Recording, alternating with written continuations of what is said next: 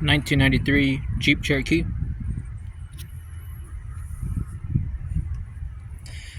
The computer's out. This is a computer that I took out of the box right here, which was right there of the engine bay, and this is what I got out of here. A rubberish little cube, just protection for the computer. There's a computer right there. It's all squishy. I don't know if you guys dealt with this. Pretty cool.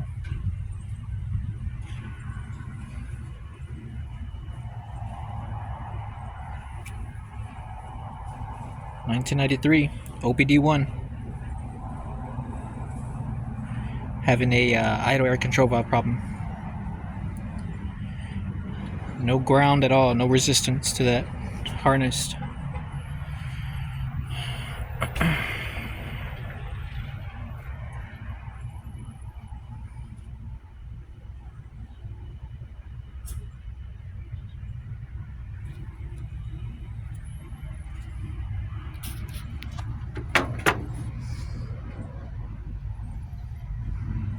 Serial numbers 92. Shit, it's pretty old.